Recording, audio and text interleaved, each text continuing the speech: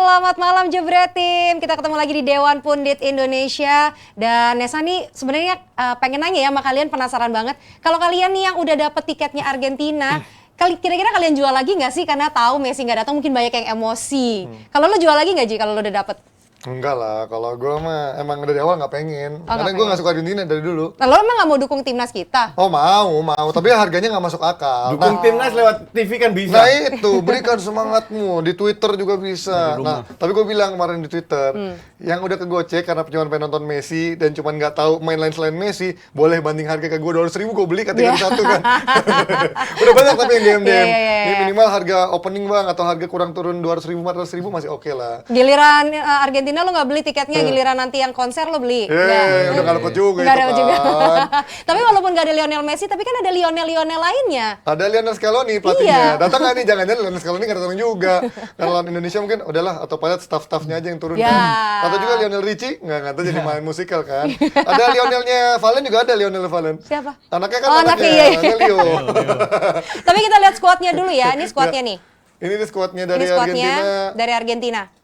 Ya sebenarnya kalau emang pencinta sepak bola sih nama-nama ini masih nama-nama bagus ya. Kita tahu ada Tagliafico. Bentar, ini dapat dari mana? Oh ini perkiraan aja. Ini Perkiraan main cadangan yang main. Kan dia kemungkinan bakal nurunin lapis duanya dulu lah untuk ini. Dan ini ngasih jam terbang kok. Lapis 2,5 apa lapis 3 menurut Lapis legit ratusan. Ada. Tapi yang ini kan nama-nama ya kayak Garnacho emang masih muda. Kemudian Gua harap Garnacho di tackle sampai keluar. sama Asnawi dong di sana lawannya. Asnawi tuh di situ. Iya, gua harap ntar gua WhatsApp Asnawi. Wi tolong tackle Garnacho. Ya kalau dia nekel dia yang sakit coach, lebih rugi lagi Indonesia nanti kan. Kan kakinya keras-keras sama main Argentina. Gue pernah dulu main bola sama pemain Argentina coach. Gue lupa siapa dulu mantan pemain. Gue nekel, gue yang sakit coach. Sakit banget emang. Tulangnya tuh keras banget. Jadi kalau yang kayak kita gini nekel pemain jadi tuh udah mendingan jangan deh, karena kita akan sakit sendiri gitu. Tapi kalau lo Nes, nonton nggak Nes kira-kira Nes? Gue belum tahu nih, makanya mau nanya ke Jebret Tim. Kalian ada yang jual tiket nggak? Kalau ada yang jual tiket, info-info. Bang Valen mau beli? Oh, mau berapa tuh? dari ini ya. Yang DM gue banyak loh. Banyak ya? Nawarin. Karena gue minta buat temen gue, ternyata temen gue sudah beli. Gue nggak bisa karena gue harus kerja, sorry. Bentrok jamnya Bentrok bersamaan. ya. Gue Rijal, harus lo? live Kayaknya comment. masih nyari. Jadi kalau masih ada Jebret Tim menjual boleh banget. Kan mau nonton McAllister. Banyak ya, yang nonton gue, banyak yang DM gue juga banyak. Harga normal tuh ada. Masih pada nawarin. Nggak, tapi yang bikin gue bingung, mereka coba refund kan? Oke, iya kan? Rifan sama temen aku. Bukan. Mereka coba refund. Pertanyaan gue, apakah Erick Thohir pernah mengatakan bahwa Lionel Messi akan main? Nggak ada. Nggak ada. Harapannya Erick ada. Thohir hanya bilang Argentina main lawan timnas Indonesia. Iya. Dia nggak salah. Iya. Jadi mau di refund apa? Bahwa lu membuat harapan lu tinggi dengan hadirnya Messi. Lah itu kan salah lu. Iya. Iya kan? Yep. Jadi refund itu untuk gue nggak masuk akal. Nggak ada yang salah dilakukan PSSI. Mereka mengatakan Argentina datang. Ya, mereka buktikan kan bahwa Argentina datang. Nggak ada istilah Messi akan main atau apa. Toh ini tetap juga Argentina yang habis juara dunia. Exactly. Habis juara dunia main lagi ke Indonesia. Ini sebuah pencapaian yang luar biasa juga di tengah hiruk-pikuk sepak bola lokal kita, dan bisa mendatangkan Argentina. Walaupun skuadnya kayak gini ya tetap skuad yang main di levelnya Eropa. Gitu. Ini bakal belajar banyak banget tim kita dari skuad Argentina yang ini Ya, sebenarnya. makanya lain kali kalau emang mau nonton Messi doang, carilah undangan Messi and Friends atau Messi All Star ya. Gitu. Bukan timnas Argentina Di gitu situ kan. Messi pasti main. Ya, memang Tapi orang-orang pas Indonesia deal-dealan pertama harganya pasti udah tahu dong Messi ini enggak. Iya dong. Mungkin Kalau asumsinya misalnya dengan harga segitu bisa Iya lihat Lionel kan? Messi, tapi ya tetap aja Argentina gitu Iya, menurut gua. itu harganya harganya sih dahsyat kalau. harganya sih dahsyat. Lalalali gitu kan. Tapi memang mungkin Indonesia fans Indonesia banyak yang kegocek sama itu kan, berita-berita media. Iya. Skuad yang akan dibawa selama ini tur keluar itu siapa aja, dan Messi ada di situ. Tapi kan nggak ada kepastian memang dia main apa enggak di semua. Padahal waktu announcement Argentina datang, nggak ada yang, bahkan nggak ada yang dari PSSI, nggak ada yang bilang bahwa Messi akan ikut. Iya. Bisa aja Messi nggak ikut. Iya. Dijual terus tiba-tiba Messi batalin. Iya kan? Bisa. Ya jadi lu kalau mau merasa lu penikmat bola, lu datang jangan lihat Messi. Oh, iya. Argentinanya tetap sebagai status Argentinanya juara tetap dunia dan sebagai ranking status, 1. betul. Iya. Dan kalau lu sudah lihat, sudah tahu per gaya bermain timnas yang kesini, itu mainin pelapis semua. Iya. Bahkan timnas Belanda yang kesini, pelapis semua yang dimainin. Iya. Tapi lumayan lah, maksudnya ada Robin van Persie main dulu kan. Iya, Terus Robin. ada 2-3 bintang. Iya. Nah, ini kan juga Iya. ada 2-3 Ada. bintang untuk fans MU, Bintang utamanya Garnacho, ada, ya. Tagliafico, itu kan bintang. Iya. Semoga Akuna yang main. Semuanya. Ya nanti kita akan bahas lebih lengkap di Depdagri besok karena juga akan ada live reactionnya juga ya timnas Indonesia lawan Argentina nanti ketika hari Senin antara Argentina lawan Indonesia. Ada Panji lagi katanya nanti. Oh, belum ada callingannya. Udah insya Allah lah, ada. Oh ya, udah ada lah. di calling ternyata. Alhamdulillah Oke, ada. iya. Kita balik lagi ke Liga Bentar, kita luar. main jam berapa sih? Apa tuh? Senin? Sama, setengah 8 7.30. juga kayaknya. Jadi nggak ada live DP dong? Nah, nanti diumumin Disesuaikan. seperti biasa. Paling tapping kali ya. Kayak biasa. Oh, penyatuin. Disatuin. Oh, direndengin. Nggak bisa, I kerja. Oh iya, iya ada kerja. Oke kok. Oke, Ayo kita cari balik duit. lagi ke Liga luar. Liga Ada luar. gosip panas. Mana? Liga India bukan? Enggak, bukan. Oh, bukan. Ada Liga Prancis lah. Ada iya. Kylian Mbappe yang ada gosip-gosip panas, Ji. Bukan gosip panas, lebih kepada apa ya, drama antara PSG dan juga Korea dong. Kylian Mbappe. Bukan.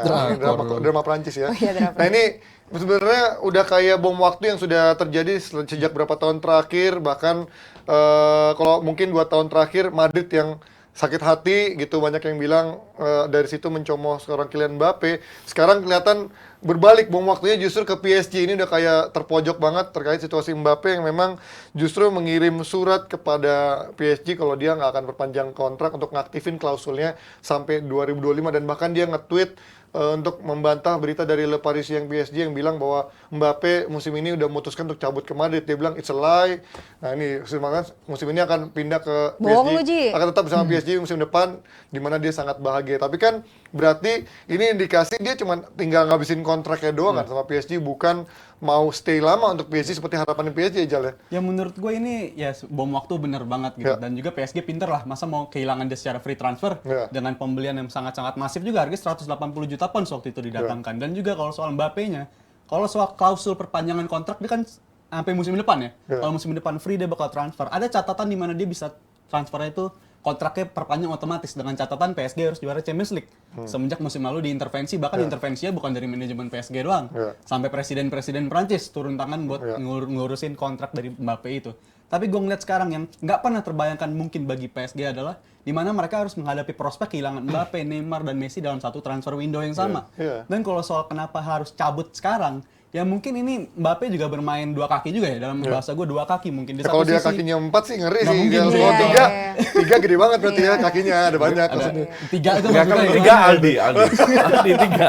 Parah, parah. Panas dalam kaki 3. Ya, Panas kalau kaki dalam. 4 tapi rata seimbang berarti kanan kiri. Ini kenapa gue bilang 2 Kalau kaki 5 murah dong. Iya, Iya. pedagang. gini. Kompor aja terus. Ger terus kalau Vanessa. Ini kenapa 2 kaki? Di satu sisi dia itu kenapa suratnya bisa muncul kan pasti ada campur tangan Mbappe juga. Surat Ya. itu bisa ketahuan sama PSG-nya. Dan si Mbappe yang ngasih klarifikasi di Twitter kalau itu kebohongan. Ya buat apa juga? Gua rasa ini emang udah itikat dari dia pengen segera cabut dari PSG dan dia ngelakuin berbagai cara, ya salah satu caranya dengan membocorkan nge-leaks, ya istilahnya nge-leaks surat yang menyatakan kalau dia nggak akan perpanjang kontrak dan ingin cabut dari PSG itu kalau gue bilang. Tapi kalau Neymar, so far selain Mbappe belum ada kepastian cabut kan? Neymar kan? Neymar itu kontraknya masih panjang. Iya kan? Masih ada. 2 tahun Masih kayaknya. 2-3 tahun Iya lagi. kan? Jadi kalau dia pergi bisa-bisa aja, tapi klausulnya. Klausulnya. Dan PSG ini kan sekarang disorot sama UEFA masalah keuangan. Iya banget. Mereka terlalu, tahun ini itu pengeluaran paling banyak atau musim lalu yaitu 792 juta euro. Karena mereka datengin banyak pemain gratis. Ya. Tapi Dan gajinya. itu gaji tinggi sama signing fee kan. Yap. Nah, itulah kenapa gue paham kalau PSG pengen generate money dari penjualan pemain. Tapi kalau gue jadi Mbappe, gue akan stay. Karena PSG tidak bisa memaksa Mbappe untuk cabut. Ya, Ya. Ya kan? mau gimana pun. Kalau gue stay setahun, tahun depan gue free transfer, Ya. gue dapat signing fee gede, daripada klub bayar 200 juta. Ibarat gini, Madrid, lu bayar gue 100 ya, tahun depan gue datang, lu nggak usah bayar 200 sekarang, tapi tahun depan. Ya, Lu bisa dapat aja. gue for free. Iya. Which is good, karena kalau kita lihat trennya sekarang, banyak sekali pemain yang incer free transfer. Iya. Ya. Ya kan? Ya karena signing fee itu. Free transfer. Gue itu agak gedek tahu kasusnya apa. Harry Kane. Ini Harry memang Kane nggak itu jelas. kontrak setahun, dia mau pindah ke MU, ke lokal, City dulu. atau City, City yang awal-awal. atau whatever lah, klubnya pokoknya klub Inggris, Iya. ditahan sama pemiliknya. Jadi pemiliknya, gue nggak mau jual ke MU atau ke City. Kalau mau ya 200 juta, which is nggak make sense. Masuk akal. Kontrak tinggal setahun. Jadi kan, lu boleh punya kontrak, kayak kita lah punya kontrak dengan perusahaan. Iya. Rizal punya Apakah kita kontrak nggak di boleh Rizal. keluar? Ada dari mana Di tuh? berita dia ada kan Eksklusif. kontrak eksklusif. Apakah lu nggak boleh keluar dari jebret media? Ya bisa, paling one man notice, Oh, iya, iya, two iya. man notice. Tapi lu bisa keluar. Iya. Kok sekarang Harry Kane mau keluar ditahan dengan harga yang nggak masuk akal? Iya kan? Jadi gue sih dukung pemain yang maksa klub berani ngelawan klub dengan free transfer. Kasusnya Mbappe. Jangan sampai perbudakan sepak bola modern ini tambah ekstrim. Ya. Tapi kalau soal Mbappe, Coach, Mbappe kan ini musim lalu, di akhir musim 2022 juga udah hampir dekat banget dengan Emang udah pintu- bilang ke iya, Madrid katanya. pintu cabut. Bahkan Perez juga udah menganggap dia pemain Madrid gitu. Makanya Mbappe sampai bikin permintaan maaf kepada si Florentino Iya, Perez. iya. Dan kalau gue lihat kalau sampai ada presiden turun tangan, presiden Prancis ya, Iya. presiden Prancis turun tangan, manajemen klub turun tangan, gue ngerasa ada sesuatu dalam manajemen PSG kalau mau ngasih lihat ini loh cara Paris mengelola klub. Ini loh cara kita mengelola pemain semacam Mbappe. Gue jadiin ikon di klub ini. Tapi nyatanya kan klausulnya ya, walaupun kita seminggu terakhir ngomongin klausul Messi yang aneh-aneh, klausul Mbappe kan juga nggak kalah aneh dari klausul yang pernah ada. Bahkan salah satu pemain yang ngasih terobosan kalau klausul tuh bisa sedemikian rupa gitu. Iya, iya, iya. Klausulnya Banyak banget item-itemnya ya. Punya influence dalam ruang ganti yang begitu Betul. besar, dia punya influence dalam taktik kepelatihan. Itu menurut gue terlalu besar untuk klausul diberi ke pemain Nggak, tapi muda itu semacam bener Mbappe. nggak? Walaupun Atau iya, cuma walaupun hoax? itu baru yang Iya, di-leak sama walaupun media ya, itu belum yang kita nggak ada yang media. tahu Kita nggak detailnya. pernah tahu detail klausul-klausul ya. Tapi kalau seandainya itu benar, ini kan PSG ini Nggak ngelakuin make sense. sesuatu yang sangat besar gitu bagi Ya seorang tapi Mbappe. kalau presiden ikut Iya, presiden turun negara. tangan itu bukan pertama kali. Karena penunjukan Qatar, Sarkozy ikut campur sebagai presiden Prancis, Zaman dulu. panggil Platini sebagai ketua UEFA. Lu pilih Prancis. Ya. Pilih Qatar. Ada influence-nya berarti Iya, ya. karena habis kalau Qatar jadi tuan rumah, mereka akan beli pesawat tempur dari Prancis dan itu terjadi ratusan juta. Jadi intervensi sepak bola ini sudah menjadi industri yang luar biasa.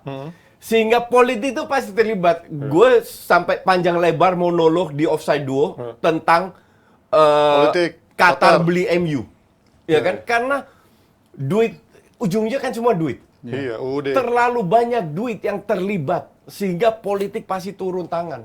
Iya. Ya, faktor kekuasaan dan intervensi Faktor politik ya. kekuasaan, intervensi. Iya. Betul. Ini akhirnya membuat ini membuat dilematis juga. Nah, ini katanya isunya juga dari sosok Mbappe-nya dan keluarga kemarin juga agak merasa tertekan kalau isunya dari media ya, karena dia agak segan juga dengan tekanan dari politik, dari presiden maupun dari otoritas dari Qatar sampai turun tangan langsung, bukan cuma manajemen dari PSG tapi juga dari orang-orang Qatar yang punya jabatan dari sana langsung ikut membujuk Mbappe untuk stay. Tapi pada akhirnya ini good business buat Mbappe kalau memang akhirnya dia stay, dia good business. Kalaupun dia pindah ke Madrid juga dia dapat signing fee yang sangat besar. Tapi menurut kalian ini ada kesamaan nggak sih ketika melihat tahun ini Neymar kelihatannya juga katanya mau cabut, Messi juga cabut, Mbappe mau cabut dengan dia bikin di Twitter di postingan bahwa perlakuan orang Paris ke Messi itu disrespect kan? Ya, Berarti artinya betul. semua ini yang diberitakan ketika 3 orang Mbappe, Messi, Neymar itu sebenarnya clash nggak harmonis lagi sebenarnya bohong dong. Emang 3 orang ini nyata baik-baik aja dari sisi pertemanan. Ya. Nggak ada timbang Clash tindih. ini kan media harus menulis sesuatu. Ya, 3 Karena kalau matahari nggak, ya. mereka nggak ada bahan untuk ditulis. Iya. Jadi agak di blow up, mungkin ada Sedikit. perbedaan pendapat, tapi kita di sini aja sering perbedaan pendapat kok. Iya kan? Apakah kita ribut? Kan enggak. Nggak. Kalau gue siaran berapa narsum di DP udah gue maki-maki. Ya. Habis selesai kan kita ngopi bareng dan lain pergi sama-sama. Jadi biasa cuman sama media di blow up, ya kan? Iya. Tapi yang jelas dan itu sudah gue jelaskan juga bahwa Qatar ini lagi banting setir. Makanya dia beli pemain murah, pemain muda. Pengen contoh Real Madrid sekarang, Ya. beli pemain muda, Panjang-panjang. bangun, nggak terlalu ngandelin. Cuman karena gayanya PSG ini udah terlalu lebay.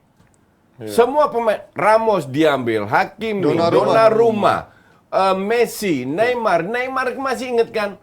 Dibayar 333 juta dari kantongnya sendiri. Iya, gila sih. Kan nggak make sense. Yep. hanya untuk beli buyout klausulnya.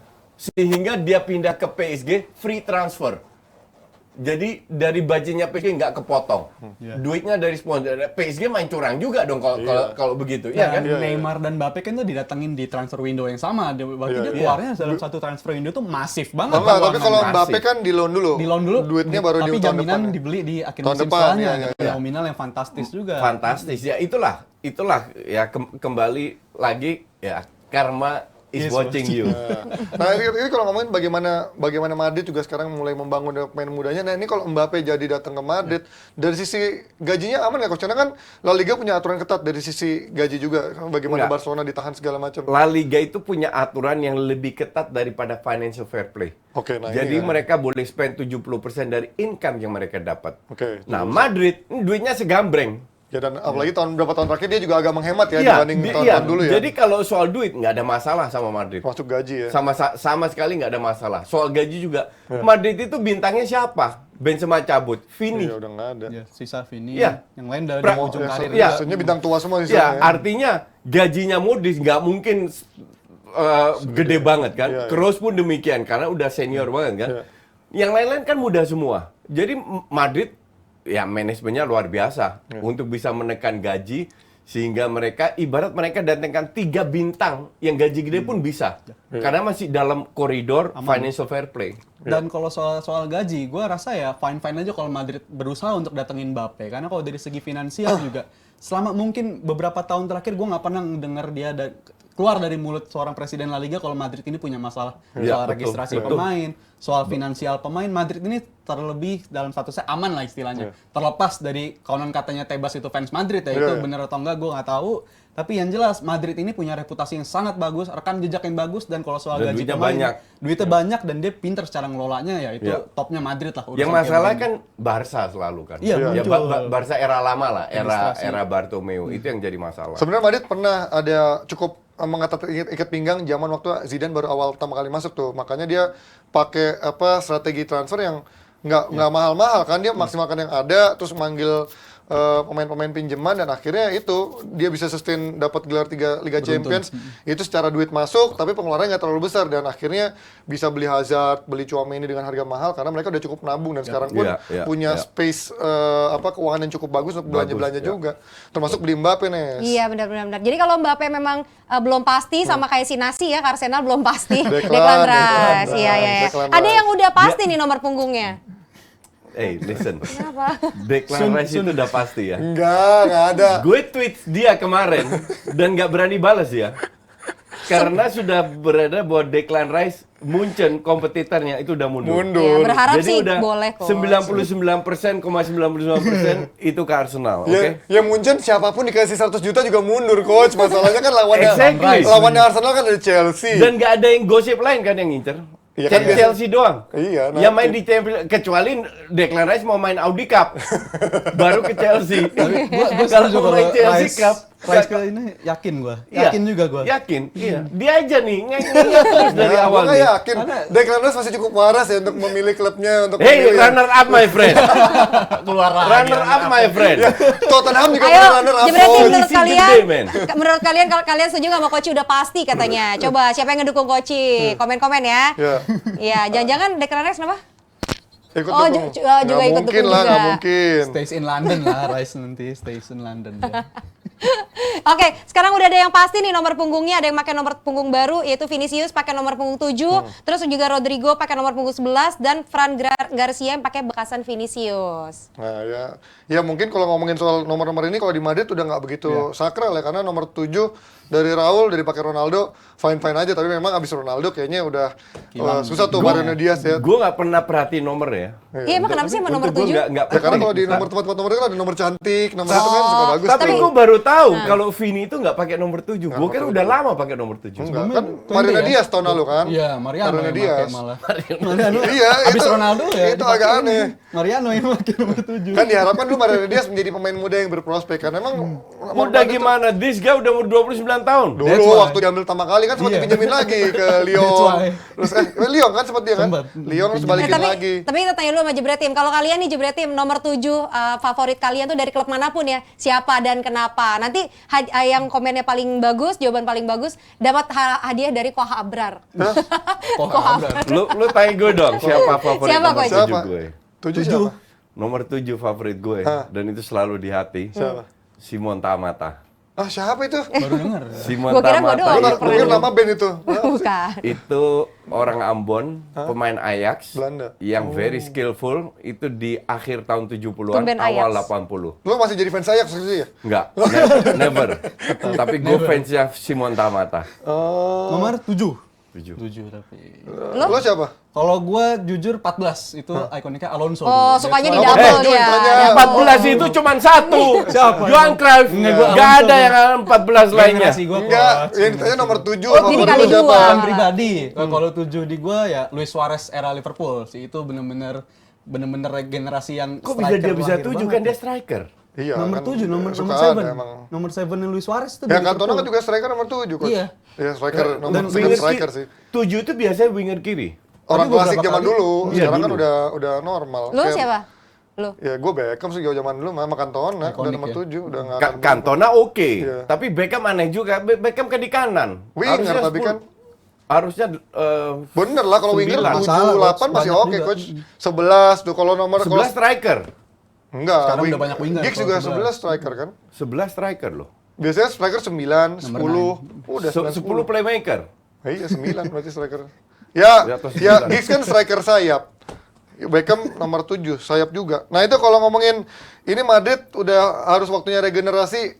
Tapi mungkin nggak Coach, karena kan di era Galtier, Mbappe sempat bilang kalau dia lebih nyaman di posisi winger, ya striker kiri gitu kan. Sementara di situ ada Vini. Mau nggak dia akhirnya dimajuin jadi posisi Benzema atau kayak Ronaldo dulu akhirnya jadi striker. Ketika dia udah menyatakan dulu era Galtier dia Nyamannya. nyamannya di situ gitu. Ini juga gue yang pengen lihat ya. Ya. Dia posisinya di mana, Madrid di mana? dan kita tahu di timnas pun dia juga main di sayap Minggir kiri. kan. Tapi kembali lagi ke Ancelotti, sehebat apa dia bisa memanfaatkan Mbappe. Kalau seandainya awal-awal flop dia nggak berfungsi, Ya. itu dia akan pindah ke kiri, Vini yang dipindah ke kanan. Oh ya, Rodrigo yang masuk ke tengah berarti. Rodrigo bench. Enggak ada Loh pilihan. kan kita iya. nggak kita Oh, ada. bisa bilang sekarang kan mereka mesti inter striker. Ada Joselu baru gabung. Jose Lu baru datang. Ya buat rotasi kan Joselu kan. Udah dapat kan Joselu. Udah. Sun bakal resmi. 33 tahun. Udah kiriman lumayan buat rotasi. Nggak, I mean kan Madrid masih inter striker. Masih inter striker. Jadi kemungkinan besar Mbappe di kiri, kalau seandainya tahun depan atau tahun ini datang, Vini itu ke Vini kanan. digeser ke kanan. Dan Oh, kalau iya. soal lini depan, lagi-lagi Madrid ya tugas terberat bagi dia adalah pengganti Benzema. Itu gue Iya, jamin tugas paling betul. berat dibandingin gantiin kiper, back atau gelandang lebih berat gantiin Benzema. Tapi kalau soal di mana Mbappe harus bermain di skuad Real Madrid yang sekarang, mungkin kalau bagi gue pribadi, idealnya di winger kanan walaupun Mbappe nyamannya di winger kiri. Iya. Karena kalau gue sekalipun masih ada zamannya Gareth Bale, gue lihat sampai sekarang masalah yang selalu muncul di Real Madrid adalah Winger kontribusi gol yang muncul dari winger kanan itu udah minim Betul. banget. Ya. Bahkan di musim lalu juga awal musim pakai Valverde, di akhir pakainya Rodrigo. Walaupun Rodrigo Asensio. bagus, Asensio juga dicoba betul. Rodrigo kan bagusnya 2 bulan dong itu di Enggak, akhir-akhir. dia juga bagusnya juga sebagai super sub. Iya, lebih bagus sebagai starter nggak kelihatan juga. dibandingkan jadi starter gitu. Performanya jauh berbeda. Fede Valverde mentok sampai World Cup bagus di situ, habis itu ya menurun banget. drop, Jadi menurut Iya. gue posisi winger kanan ini masih jadi teka-teki banget. Nggak, Besar banget bagi Sekarang Real gue tanya sama lu. Lu tadi bahas soal klausul-klausulnya Mbappe yang luar biasa. Do you think Mbappe nggak minta winger kiri sebelum taken kontrak? Nah, bisa itu juga mungkin yang jadi kendala juga di mana Mbappe mungkin nyaman yang main di mana. Iya. Kita tahu mungkin Winger Mbappe kiri dia nyaman. pemain sebesar apa Iya, dia akan didatangkan. exactly. Dia mungkin diprospekkan akan menjadi ikon baru dari Real Madrid. Iya, iya. Seorang Kylian Mbappe Iya, ini. Jadi pasti. gue rasa Terus, dia punya kontribusi penting juga Kalau dalam dia taktik. di sayap kiri, do you think Rodrigo yang main bukan Vini? Iya, pasti Vini sih. Vini pasti Dan digeser prioritas ke pasti kanan. Vini. Ya, itu layak dicoba Dan sebenarnya. Layak Vini dicoba bisa semua. main di kanan. Nah itu pertanyaannya kan karena selama ini Mbappe belum pernah dapat ruang ganti yang lebih besar daripada dia. Dia selalu lebih besar pada ruang ganti. Menurut lo ketika di Madrid, ego dia akan selevel pemain bintang yang ada atau menurut lo dia tetap akan mengedepan gue yang paling icon di sini coach? Menurut lo Dia akan harus gimana? menunjukkan. Oh ini kan. Jadi you have to deserve respect. Ngerebut ruang ganti dulu kan, Iya, rebut respect iya. dulu kan berarti. Kalau dia main bagus cetak gol, bagus cetak gol, bagus cetak gol, lama-lama orang akan respect. Iya. Lama-lama akan bilang, oke Mbappe, lu mau apa? Mau gue di bench ya udah gue di bench, biar lu nggak ngambek. Lu mau gue bersihin sepatu lu, gue bersihin sepatu lu. Iya kan. Yang penting lu main bagus, main dan cetak banyak gol. Selama itu terjadi nggak ada masalah. Masalah itu timbul pada saat performa tim Nggak works. drop. Ya. Akhirnya ada masalah ruang ganti. Baru keluar unek-uneknya baru keluar semua. Nah, Dan soal Mbappe, gue tambahin sedikit dulu ya. Soal Mbappe mungkin kalau dia ke Madrid jadi ikon dan sebagainya. Dan gue lihat prospek yang menariknya adalah kalau soal ngomongin soal ego ya, mungkin ego itu akan muncul gitu dalam sudut pandang Mbappe-nya mungkin dia ingin menunjukkan egonya. Tapi kalau dia dapetin respect itu, yang ingin gue katakan adalah dia salah satu pemain paling konsisten tiap musim ya dalam urusan mencetak gol. Rata-rata selalu 2 digit gol tiap musim. Bahkan nggak cuma di level klub, di level negara pun kita negara juga sih, lihat. konsisten Iya, negara itu sama negara sama klub siap ya. kita nonton di World Cup dia luar biasa banget penampilannya. Tapi kalau penampilannya kenapa di liga ini nggak terlalu tersorot ya murni karena Ligue 1-nya ini inferior kalau gue bilang. Nggak kompeten dalam menunjukkan kualitas aslinya Mbappe itu kayak apa. Bayangin kalau Mbappe ada di Real Madrid dengan spotlight yang dia punya, gue rasa ini ya the next Ballon d'Or udah bisa kita lihat. Gue nggak setuju juga kalau lu bilang begitu. Karena kita harus lihat era Real Madrid, era golden era, itu udah selesai. Yes, bisa. Varane cabut, Ronaldo cabut, Casemiro cabut, Benzema cabut. Ini orang yang penting ya. Kroos sama Modric paling lama setahun. Oke? Masuklah era baru. Yep. Dengan yang dibeli kan pemain muda semua. Iya. Betul. Apakah pemain muda bisa bermain konsisten? Mungkin setelah 3-4 tahun iya.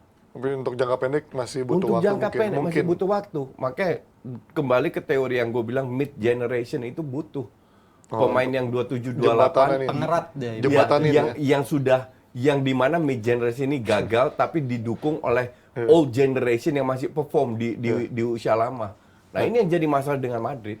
Nah, sekarang kalau ngomongin pemain dari Madrid ini kan selalu terkenal dengan egonya. Tapi Ancelotti so far sebengal-bengalnya pemain kayak Gareth Bale dulu, Isco dan lain-lain, kayaknya semuanya keluar dengan smooth-smooth aja, nggak ada friksi. Karena menurut kalian Ancelotti bisa nggak menangani ego Mbappe? Karena selama ini kan Mbappe selalu lebih besar daripada pelatihnya. Bahkan Galtier pun disorot habis-habisan karena dianggap formasinya gitulah dikritik. Nah, menurut kalian Ancelotti bisa nggak maksimalkan ego dia? Karena kan selama ini Ancelotti pemain sebengal apapun, sebandel apapun, separti apapun bisa dipegang sama dia gitu Ya, kan. betul, bahkan ada nama-nama Ronaldo dan sebagainya pernah dia latih. Tapi kalau soal Ancelotti bersama Madrid ini, yang gue khawatirin, ini jujur sorry to say buat Real Madrid fans, ini kan tim yang lagi regenerasi, Bangun ya. tim yang lagi Nge-build. transisi.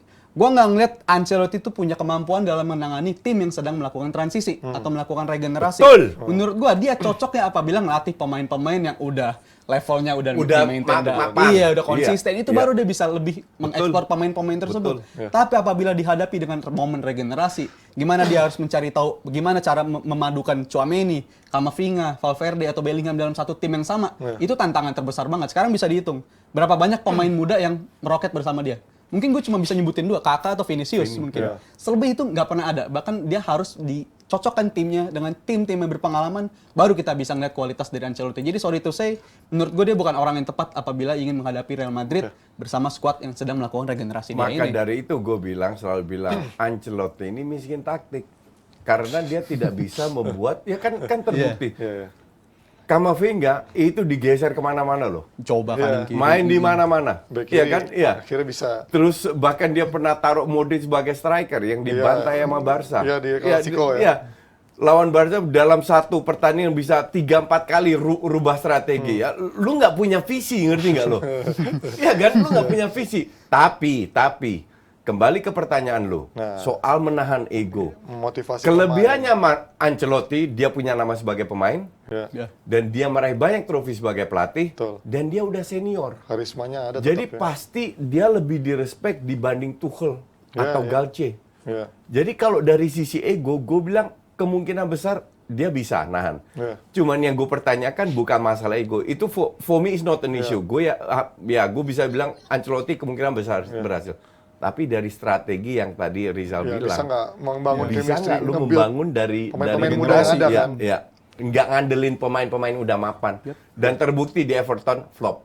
Ya walaupun Ya Everton semua juga flop, coach. Sampai sekarang. Tapi maksud gue di Everton dia nggak separah Lampard kan, atau siapapun yang ngelatih Everton. Ya lu bandingin Lampard. Ya makanya maksud gue, ya kan lu tahu kualitasnya Lu lihat Everton. Lampard di Chelsea kayak apa? Ya makanya, Ancelotti ke ya kan Lampard. Everton juga parah-parah semua pelatihnya, dia nggak parah-parah amat. Bahkan dia pernah ngebawa setengah musim di peringkat Kalau 1 kan. kalau soal positifnya apa bersama Everton ya jelas dia mengorbitkan Richarlison. Digit golnya berubah semenjak sebelum kedatangan Ancelotti dan Calvert-Lewin setelah ada juga dia. tajam Richarlison loh. kayak apa pemainnya? Tapi at least dipegang sama dia kita ngeliat Richarlison yang berbeda bersama juga dengan Calvert-Lewin Dominic juga Calvert-Lewin. bagus pegang dia. Iya, habis itu Masalah itu James ketika Rodriguez. James Rodriguez bijinya kena kan, jadinya Sakit. nggak ada yang itu apa sih namanya istilahnya kalau bagus? Nggak ada saringannya mulut Ya lo itu apa emang. sih kalau istilahnya? Ya itulah pokoknya tes itulah Iya. testis Testimoni. testikel itu kan akhirnya bermasalah jadinya pemain kreatifnya waktu itu di era Everton nggak ada, akhirnya Evertonnya mulai ngedrop di saat beberapa pemain intinya justru cedera, sementara Everton nggak punya kualitas yang cukup bagus. Nah ini kita pindah nih dari Madrid-Madridan, ada nanti malam sebenarnya ada pertandingan yang Ada lebih yang penting. enggak nggak? Coach doang yang nonton. Karena nanti Apa? Belanda Kroasia. Oh Ya, iya doang yang dong. nonton. Kirain lupa coach. Oh, tidak boleh. Lu dua dan Tidak boleh. jong yang lain. Tidak akan lupa. Semua match gue bisa lupa, timnas Belanda nggak boleh lupa. Walaupun gue agak kesel sama timnas Belanda. Bukan kesel, emang pemainnya lagi mediocre semua. Jadi nggak ada pemain bintang. Dan ya ini tantangan buat Koeman untuk bisa membuat udah mediocre, Depay nggak main pula, ngerti nggak lo? Iya. De Ligt nggak main, tapi De Ligt kan emang cadangan. Jadi kita lihat seperti apa. Ini Yang line jelas up ya, kemungkinan De Jong, Wijnaldum, De Roon, Ake akhirnya udah masuk lagi setelah kemarin Piala Dunia absen. Gakpo, ada Xavi Simons, Empat di belakang ya. gua. ada kipernya Bijilo, Aduh. Justin Bijilo. Beach low.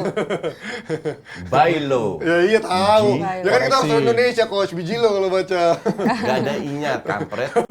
Bailo. Ya ini coach, informasi yang terbaik menurut lo. Ini yang bikin siapa? Abrar biasa. Simmons Oke. emang iya coach. Enggak kalau nggak Rohman. Kali Good ini Gua kasih kredit. Good kali enough. ini gue kasih kredit. Nah kalau bukan Abrar berarti bukan Abrar emang. Bagi ya katanya. Kira-kira seperti ini. Kira-kira seperti ini ya, paling bagus ya. Kira-kira seperti ini. Cuma Ake gue nggak yakin karena dia baru balik dari Ya. Champions League. Cuman Blin nggak main, De Ligt nggak main, Blin dimasukin kemungkinan bisa jadi cadangan. Satu lagi Dumfries- siapa coach back kirinya cadangannya? Sebenarnya gue bilang Botman itu nyaris nggak pernah main, lebih ke Timber yang main. Oh iya Julian Timber. Jadi ya mungkin itu agak beda. Wijnaldum gue nggak, kayaknya Wijnaldum itu deket sama Koeman kayak main. Wijnaldum, De Jong sama ini posisinya salah berar. De Roon itu DM, Wijnaldum lebih ke Iya, depan. udah naik. Simons juga Itu kayaknya akan di belakang striker. nih, Simons berarti. kemungkinan besar akan diberi kesempatan dia karena itu nggak ada pemain Ajax yang biasa itu ada 4 pemain Ajax nggak dipasang termasuk Berghuis. Karena Ya, Berghuis, Klaassen dan lain-lain. Si Bergwijn masih dipakai. Ya. Gakpo oke. Tapi kalau nggak jalan, Mr. MU Wout Weghorst yang dimainin. nggak ada juga. Bajunya Cuman- mirip Koci tuh. Apa? Iya, bajunya bajunya mirip. sama, birunya sama. Birunya Tapi senada. Xavi Simons kemungkinan besar akan main. Jadi kira-kira mirip lah. Tapi lawan gimana lo ngeliat Kalau dari gue ya layak Simons itu dikasih main karena dari performa dia bersama klub juga musim ini lagi meningkat Klubnya apa? dibanding musim-musim sebelumnya. PSV, Oke. PSV Eindhoven. Tapi kemarin di Piala Dunia dia nggak main ya? Enggak. Enggak. Ya kan, Nggak maksudnya dipanggil, nggak ada dimainin. kesempatan juga makanya. Yes. Sama Van Gaal nggak Emang dipercaya. justru di ajang kayak gini ya buat kesempatan Iya, buat dia nyoba ya. kesempatan yang berharga banget karena kita tahu kan ya Nations League ini cuma friendly di glorifikasi Iya, kalau iya, kata orang-orang kan. Dan ini penting nggak penting lah istilahnya. Tapi layak banget apabila lu mencoba Xavi Simons di sini. Terlebih juga ada Botman yang gua rasa Botman juga punya musim yang luar biasa bersama Newcastle dan layak dimainin Gue di juga Belanda bingung. ini. Kalau seandainya Botman main, ada kemungkinan Dumfries nggak dimainin karena kan baru dari Champions Iya, League. banget, iya. Ya, jadi mungkin Timber yang main di kanan. Oh, Jadi oke, Dumfries sama Ake gue nggak yakin main. Karena baru Baru banget selesai Karena dari baru Champions banget League. main. Tapi lawan Kroasia yang kemarin di Piala Dunia juga kita tahu juara 3 dan pemainnya itu aja sebenarnya. Tapi mereka selalu kalau di turnamen bisa menjadi penghambat tim-tim besar. Sealot apa Jal menurut lo? Menurut gue ini tim yang agak Siapa aja sih yang pemain-pemain yang jagonya masih ada dan nggak ada sekarang di squad yang sekarang? Modric, Masih ada ya, Modric, Kovacic, Kovacic. Masih ada ya? Brozovic, Brozo, Perisic. Kramaric. Brozovic juga masa sih langsung dipakai abis Brozovic kemarin final? main. Pada habis dari Oh ya final mungkin juga ya, mungkin itu mungkin nggak faktor-faktor. dipakai. Dan kalau dari World Cup, 2 edisi World Cup terakhir kan kita juga ngeliat ini tim yang emang bukan soal teknik penguasaan bola paling bagus, tapi dari segi work rate dan juga dari segi pressing ini mereka bagus banget. Mereka juga pede banget dari Sama lini belakang. fisikalnya sih terutama Iya, dia bagus sih. fisikal. Kalau lihat Modric di usia segitu masih All Piala around Dunia gila semua sih, Piala disuka. Dunia gila masih Modric itu. Dan ini tim yang gue sukanya, kenapa gue suka sama Kroasia sama 2 edisi terakhir adalah ketika lu ngebiarin dia megang bola, dia cukup kuat gitu untuk megang bola. Mereka berani untuk megang bola karena mereka pede punya kualitas di lini tengah yang cukup Dan pemain senior menguasai. semua, kan? Iya, Iya, so- usianya udah veteran Kovacic bahkan juga. bisa Iya, dikatakan. iya. Trio itu kuncinya sih Iya, memang ya. ini Tapi penting banget. pengalaman, maka dari itu match ntar malam itu walaupun main di kandang sendiri, Di kandang Belanda, ya. tapi untuk gue sih 50-50 match. Walaupun Belanda, gue inget banget di bulan Maret lalu percobaan lawan Prancis dan lawan Gibraltar. Lawan Prancis itu mainnya ancur-ancuran, dibantai 4-0. Dan lawan Gibraltar walaupun menangnya 3-0, tetap aja Main gue jelek, kecewa-kecewa iya, juga betul. nontonnya. Karena mainnya nggak bagus, crossing banyak Emang banget. Dan kualitasnya, kualitasnya begitu. kualitas Belanda Kelihatan. memang lagi jelek. Yep. Sesimpel itu. Tapi kan sebenarnya kalau belakang sama tengahnya bagus kok, cuma depannya doang yang agak kurang sebenarnya kan. Yang cetak gol kan depan. Ya, iya kan. Kan ini 11 pemain.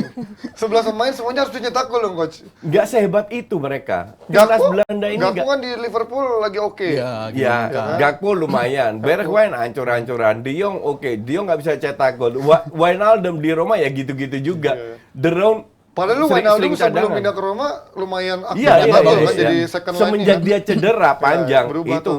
agak berubah. Jadi emang ini yang dimiliki Belanda. You have to work with this. Tapi semoga as a team Nah, ini mereka kan. punya kelaparan untuk bisa mengalahkan. Harusnya sih bisa.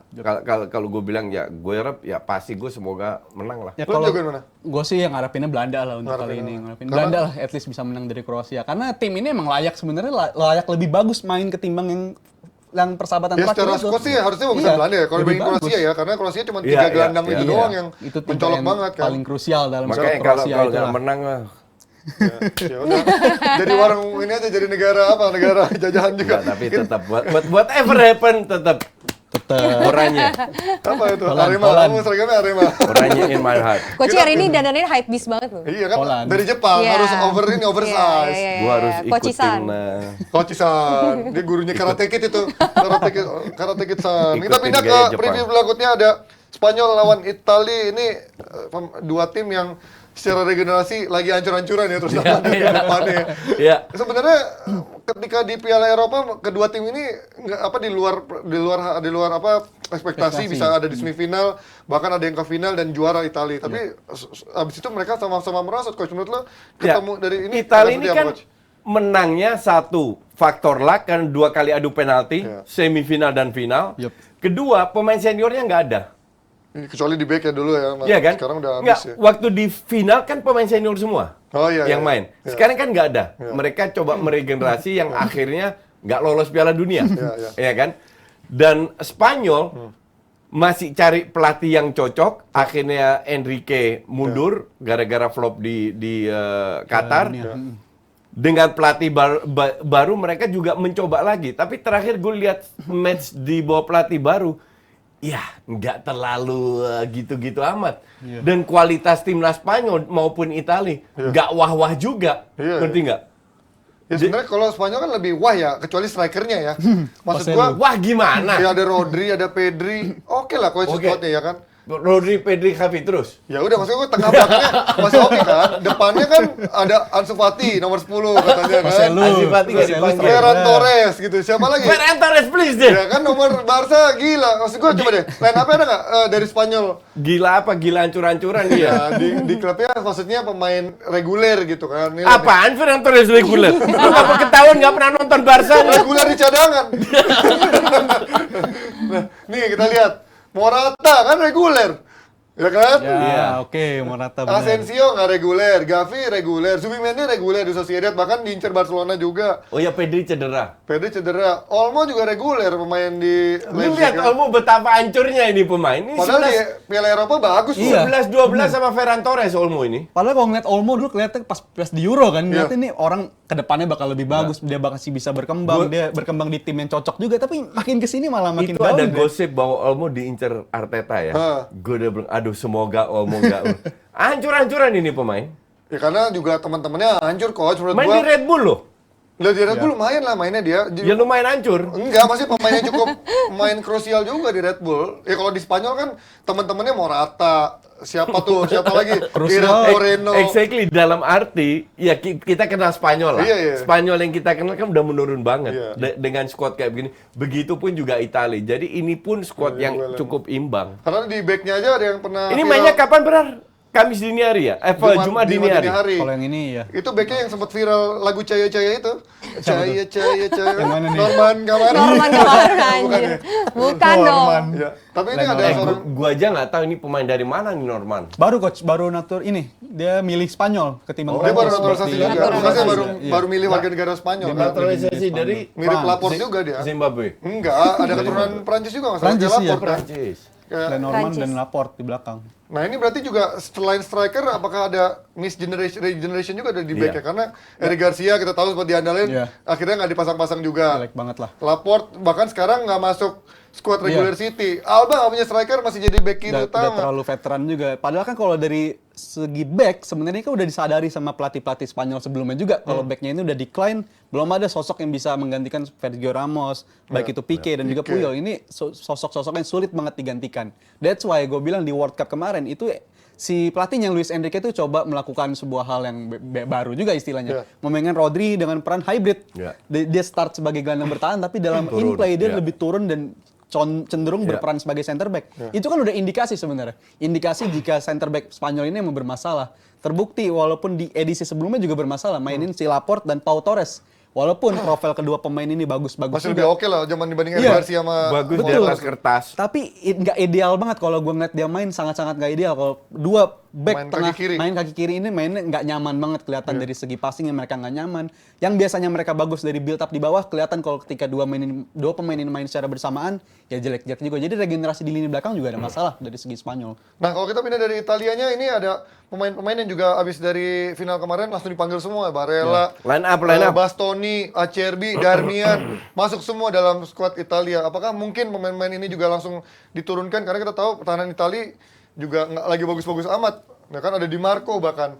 Ya kalau Itali dari kita lihat persahabatan terakhir di partai bulan Maret itu juga yang paling stand out menurut gue ya Retegui itu si striker Iya, naturalisasi akhirnya ya. dapat striker walaupun ini belum jadi Yes, jaminan juga ya, yang belum walaupun ada kemarin jaminan. stand out ya. Ya, walaupun ini menurut gue bisa jadi ajang pembuktian lah apakah dia layak jadi reguler main di skuad Italia seperti ini atau enggak. Ya ini pembuktian bagi dia. Tapi selebihnya skuad yang ada di Italia ini juga so-so aja walaupun yang gue lihat kalau dari lini belakang mungkin masih ada harapan solid ya kita lihat Acerbi secara surprisingly musim ini bisa maintain level yang begitu bagus. Kemarin jagain Acerbi Haaland musim juga ini. bagus nih. Bastoni juga bagus, tapi mungkin ya itu masalah dari lini depan lagi-lagi akan ke expose menurut gue dari segi lini depan. Walaupun tadi gue sempat bilang Retegui ini Nggak, bisa jadi tapi- harapan baru gitu. Tapi tengahnya itu kan udah Udah tua, kecuali menurun Barella ya. Udah menurun. Verratti sama Jorginho, Verratti jarang Barella main. pun berapa tahun terakhir nggak berkembang. Wah, justru paling berkembang coach menurut gua. Gua masih suka bilang sih. Barella gitu-gitu paling aja berkembang mainnya. Lu kalau lihat Barella 3 tahun lalu sama sekarang sama mainnya. Lah emang jago. 3 tahun lalu kan jago di Tapi waktu Inter juara 3 ya. tahun lalu jago, Iya. gue setuju. Ya kan sama Tapi sama sekarang. 3 tahun lagi harusnya lebih bagus. Oh iya iya. Tapi Dan- mungkin dan Barella gua itu kalau yang gue lihat, mungkin kalau dari kontribusi gol nggak terlalu kelihatan, assist pun juga nggak kelihatan, tapi dia selalu tersedia Betul, di mana-mana. betul, Work betul. rate-nya itu Cover dibutuhkan. distance-nya paling Iya. bagus Iya, dia dia gelandang. bisa kemana-mana. Itu gue gitu. setuju, cuman apakah lu hanya butuh pemain yang cuma lari-lari kan enggak? Oh enggak, Ya. tapi jumlah. Lu butuh yang bisa kasih assist, yang bisa cetak gol. Nah, dia kan cetak gol, kasih assist, bahkan rajin intercept Iya, juga gitu kan. bagus. Pemain pertama yang paling rajin ngejar bola Kreatif tuh di dia. Inter ya Barella. Dan versi Verratti yang sekarang lebih fit lah, karena Verratti kan sering cedera juga, sering jarang main juga di PSG, akhirnya membuat PSG pun sering nggak ada dia gitu kan. Ya menurut gue Verratti pun juga udah Verratti sih ini menurut lebih gua parah udah nih. waktunya Kalau menurun tadi sih. coaching ngomong 3 tahun, Verratti Verratti lebih udah- parah lagi 3 tahun. Verratti, Jorginho itu udah menurun. Tapi penggantinya Locatelli, siapa lagi? Locatelli. Pessina, siapa Dan- lagi? Gue nggak tahu, ada nggak sih skuadnya Italia selain ini? Dan lucunya soal Verratti itu ya, gue dengar minggu ini kan dia PSG dikaitkan dengan Bernardo Silva. PSG mengaitkan dengan nawarin duit plus Verratti. City-nya nolak, cuma mendingan gue dapetin Ya iyalah, duitnya beda aja ketimbang gaya mainnya Verratti. juga Kan kan. Verratti ini udah nggak dilirik juga, Iya. kelihatannya stagnan di situ-situ aja dan Iya, kualitasnya betul. gue rasa nggak akan kemana-mana lagi lah. Artinya squad dari Spanyol sama Italia 11-12. Iya, Iya. udah- Sama-sama Downgrade berdua, decline iya, sama-sama. tergantung pelatihnya bisa semaksimal mungkin memanfaatkan yang mana. Ya Gitu apalagi aja. kayak Chiesa ada juga tuh, bahkan sampai Gnonto yang gua heran main di klub kecil. Di Leeds. Penampilan Itu pun juga cadangan. Iya, penampilannya belum begitu-begitu amat udah Lah, dipanggil. gini, kapan Italia menaturalisasi seorang striker? Dulu Amauri pernah. Tapi biasanya dia Kedua, dikaruniai nggak ngetop striker-striker doang bagus juga. biasanya. Sebelumnya kan Italia terkenal punya striker Striker yang banyak. dahsyat. Iya, dikaruniai striker-striker Baru bagus itu doang terus. Mauri ya. Yap. Amorim Argentina kan? Brazil. Oh Brazil. Brazil. Ya, I mean jarang banget kan Jarang, bahwa mereka sekarang harus naturalisasi ya karena mereka Nggak ada striker. kekurangan stok.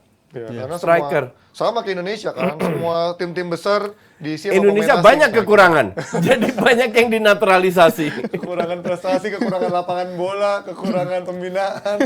Kalau ini prediksi coach, lo jagoin mana? Nggak bisa. Ini bener-bener 50-50 banget ya. bener-bener tim yang baru bangkit dengan Bangkit pun pelatih belum baru bahkan. Iya, Bangkit pun belum. betul. Lagi berusaha untuk bangkit dengan kualitas pemain yang so-so not bad. Jadi 4 negara ini itu 4-4 benar punya masalah masing-masing. Iya. Sehingga lu masih inget sebelum Piala Dunia Qatar kan gue bilang, Bilang semua Eropa kekuatan karena semua turun Eropa semua. itu menurun. Iya, iya. Termasuk gue nonton Jerman sama Ukraina. Hancur sih Buset Jerman. dah Jerman mainnya. Modric jadi kelihatan bagus Iya. gara-gara lawan Jerman. Selevel Jerman loh sampai hancur gitu. Paling yang menonjol, yang agak menonjol itu Prancis sama Inggris. Karena individualnya masih banyak yang bagus. Individual dan Inggris masih oke lah. Iya, iya. Sisanya drop semua. Ya, kita Termasuk lihat. ini. Lo jagoin mana? Gua sih ya ini pertandingan seri lah kalau gue bilang benar-benar Nggak harus ada yang harapan. menang. Menang kan final. Dia harus dipisahkan lewat adu penalti menurut gua karena dua tim ini benar-benar punya masalah Udah dari kayak segi final ini ya, Kalau- kayak final Euro dulu ya berarti ya. minim banget peluang mereka bisa mencetak gol secara Kalau open seandainya play harus sulit. adu penalti, harus ada yang, kalau gue harus milih, gue prefer Spanyol daripada Italia. Karena Iya. Karena Belanda selalu susah ketemu Italia. Faktornya balikin ke Belanda. padahal yang ternyata. lolos Kroasia juga. Enggak, gue exactly. Kirain apa? Jadi kan namanya juga ngarep ya kan. Ngarep kan gratis. Gue ngarep Belanda masuk ke final. Kalau di final mending ketemu Spanyol Oh, iya, daripada secara ketemu lawan Italia. ya, lebih alot. Lo Stories. kalau Gua- penalti, kalau seandainya harus penalti ya mendingan Spanyol karena ada Donnarumma bagusnya. penalti nggak jago ya. Iya nggak terlalu nyata nggak jago-jago banget Jagoan tapi Messi kalau mau. secara Itali dong. stopper bagus. Gue nggak pernah suka Italia sih gue dari dulu. Walaupun ada Bastoni, ada pemain Inter banyak. Iya, banyak. Nggak pernah suka Gue juga Italia. gak suka Italia. Enggak, dulu waktu gue masih muda, gue pernah beli jersey Iya, lo Italia. kan pertama suka Italia dulu Iya, kan. waktu gue umur 12 tahun. 14 tahun nih. Oke, itu dia. Oke, Jebretim terima kasih banyak ya untuk hari ini. Terima kasih untuk sponsor-sponsor kita dan jangan lupa Jebretim kalau misalkan kalian mau promoin produk kalian, mau diklanin, silakan kalian bisa kontak di sini. Ada Mulyawan. Ya, ada Mulyawan dan ada sebentar lagi ada Nico and Friends. Yoi, ada Bentar, live reaction. kalau kalian teleponnya malam namanya Mulyawati. Mulyawati. Berubah. Jadi harus diganti ya.